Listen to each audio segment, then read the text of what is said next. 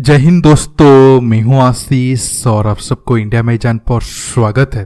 दोस्तों, आप सब जानते हैं तेजस हमारा इंडियन एयरफोर्स का made in India fighter jet है और आने वाले टाइम में हम ज़्यादातर made in India fighter jet को ही इस्तेमाल करेंगे।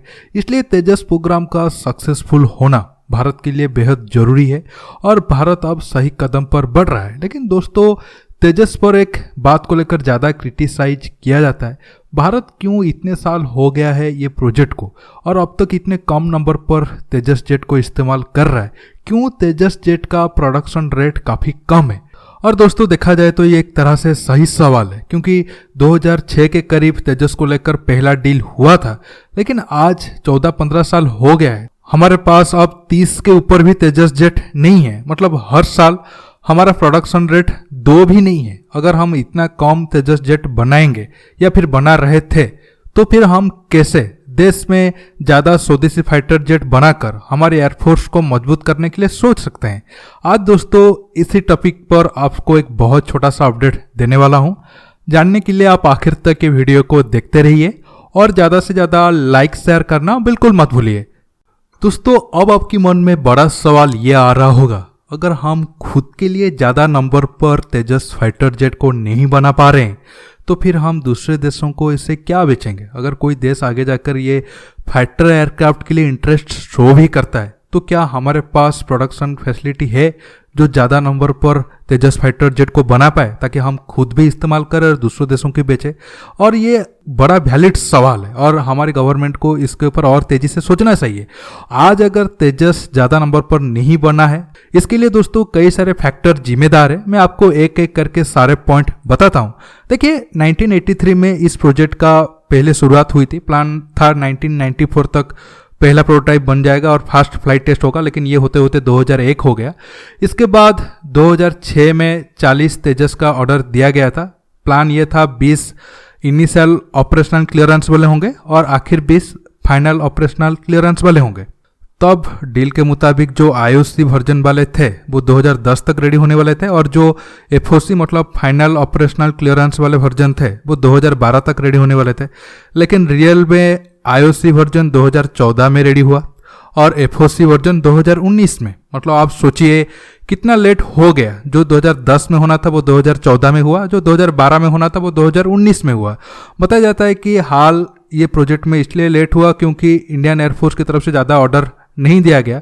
लेकिन मेरे हिसाब से अगर ज़्यादा ऑर्डर दे भी देते तो क्या होता, क्योंकि जो भी ऑर्डर मिला था वो तो आप टाइम से पूरा नहीं कर पाए। मतलब एक तरीके से आप ऐसे सोच सकते हो, इंडियन गवर्नमेंट के अंदर ही कई सारे जो हमारे ऑर्गेनाइजेशन हैं उनके अंदर कोऑर्डिनेशन सही से नहीं था। ऐसा मैं क्यों कह रहा हूँ आपको आगे और कुछ पॉइंट के साथ बताऊंगा।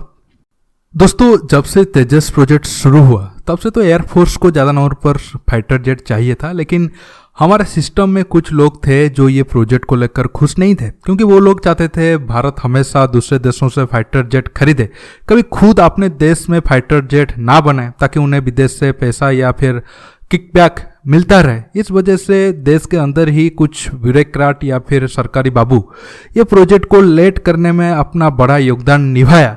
इसके साथ साथ हाल और डीआरडीओ के बीच कॉम्बिनेशन भी नहीं बन पाया, जिस वजह से ये प्रोजेक्ट काफ़ी लेट हुआ। और भी कई सारे पॉइंट जिम्मेदार है, जैसे कि तेजस 100% स्वदेशी फाइटर जेट नहीं है। मतलब तेजस में लगभग 30% के करीब ऐसे कंपोनेंट या फिर ऐसे इक्विपमेंट इस्तेमाल किए गए हैं जो बाहर से आए हैं। इससे तेजस एक अच्छा जेट तो बन जाता है, लेकिन उसके साथ साथ कई तरीके के प्रॉब्लम भी आ जाता है।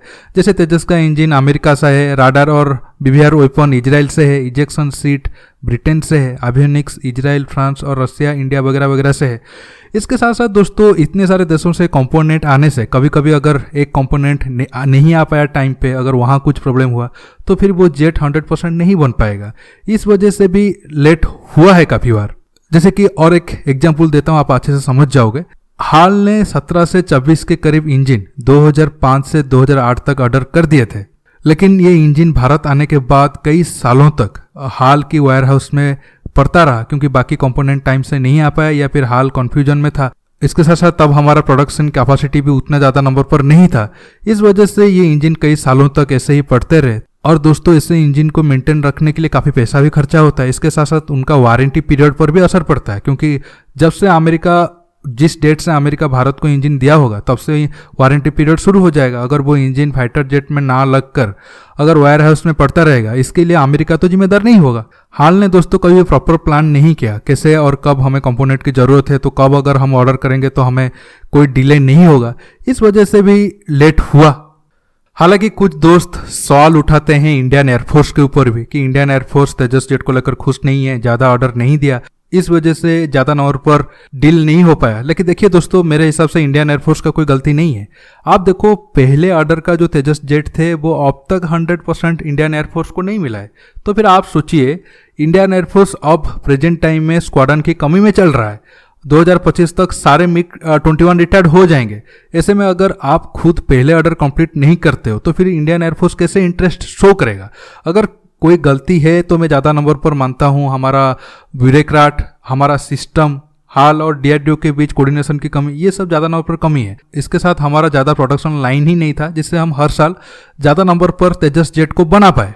इसी साल ही तेजस जेट का दूसरा प्रोडक्शन लाइन बना, जिसके बाद तेजस जेट हर साल 16 के करीब बन सकता है। लेकिन दोस्तों, जब हमारा मनोहर पर्रिकर रक्षा मंत्री थे तो वो तेजस जेट को लेकर काफ़ी अच्छा काम किए और उनका बहुत अच्छा प्लान था। लेकिन मुझे दुख इस बात को लेकर होता है, जब वो रक्षा मंत्री पद से हट गए, जब निर्मला सीतारमण जी आए या फिर बाकी जो रक्षा मंत्री आए, क्यों वो इतने टाइम लगाए। अगर वो मनोहर पर्रिकर की जो प्लान था उन्हें तत्काल लागू करते तो आज हालात और अच्छा होता। उनका प्लान था 2016-17 में 5 तेजस बनेंगे, 17-18 में 8, 18-19 में 12, 19-20 में 16, 20-21 में 16, 21-22 में 16, इसके बाद 24-25 तक टोटल 123 तेजस जेट हमें मिल जाएंगे। लेकिन लेट होने के कारण हमें जो 123 जेट मिलते मिलते 2029 या 30 हो सकते हैं। जो तेजस मार्क 1A का इस साल ऑर्डर हुआ है वो पहला जेट हमें 2024 में मिलेगा। लेकिन अगर हम मनोहर पर्रिकर जी के प्लान के हिसाब से जाते तो हमें 2021-22 से ही तेजस मार्क 1A का पहला जेट मिलना शुरू हो जाना चाहिए था।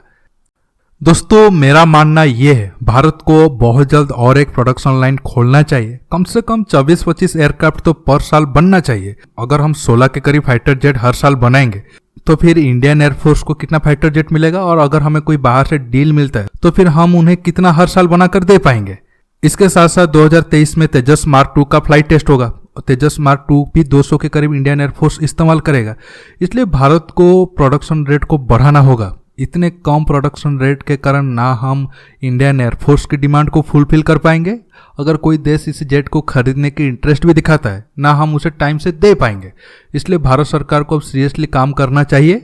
अगर तेजस प्रोजेक्ट डिले होता गया तो तेजस प्रोजेक्ट के बाद और भी जो बाकी स्वदेशी फाइटर जेट के प्रोग्राम है वो भी डिले होता जाएगा, और ये हमारे लिए और हमारा इंडियन एयरफोर्स के लिए बिल्कुल भी सही बात नहीं है। अगर कोई भी बंदा जो सिस्टम में बैठ रहा है और वो अपना काम को सही से नहीं कर रहा है, उसे आइडेंटिफाई करके तुरंत उसे पनिश किया जाए और उसे अपने जॉब से निकाला जाए। सस्पेंड नहीं, बिल्कुल निकाला जाए। और मैं चाहूँगा कि हमारा रक्षा मंत्रालय हो या फिर प्राइम मिनिस्टर ऑफिस हो, तेजस जेट प्रोग्राम या फिर आगे आने वाले जो हमारा फाइटर जेट प्रोग्राम है उसे खुद अपने मिनिस्ट्री से देखे और जो भी प्रॉब्लम आ रहा है उसको जल्द से जल्द सॉल्व करने की कोशिश करे। हमारा देश में ना टैलेंट की कमी है, ना रिसोर्सेज की कमी है, ना फंड की कमी है। अगर कोई कमी है तो हम ऑर्गेनाइज नहीं है, या फिर ठीक से प्लानिंग नहीं कर रहे हैं, या फिर हमारे जो एजेंसी है या फिर हमारा जो जितने भी सिस्टम है उनके बीच कोऑर्डिनेशन सही नहीं है। अगर हम वो ठीक कर दे तो हम देश में एक बहुत बड़ा एरोस्पेस इंडस्ट्री को डेवलप कर पाएंगे, और आने वाले सालों में ना सिर्फ हमारा इंडियन एयरफोर्स को ताकतवर फाइटर एयरक्राफ्ट मिलेगा, बल्कि हम बाहर में जो हथियार इंडस्ट्री को भी डोमिनेट करेंगे। और हमें इस कदम की ओर बढ़ना चाहिए। कोई भी देश दूसरे देशों से हथियार खरीद कर मिलिट्री सुपर पावर नहीं बन पाएगा। अगर हमारा हाल ऐसा रहा तो फ्यूचर के लिए बिल्कुल भी सही नहीं है। दोस्तों, आप मेरे बात पर सहमत हो या फिर आप कुछ अलग राय रखते हो, नीचे कमेंट बॉक्स में जरूर कमेंट करके बताइए। आप मेरे चैनल को सब्सक्राइब करिए और सब्सक्राइब बटन के पास जो बेल आइकन है उसे प्रेस करिए ताकि आप आगे आने वाले वीडियो को मिस ना कर सके। दोस्तों, रुकता हूं, बहुत जल्द और एक नया टॉपिक के साथ मिलूंगा। नमस्कार, जय हिंद।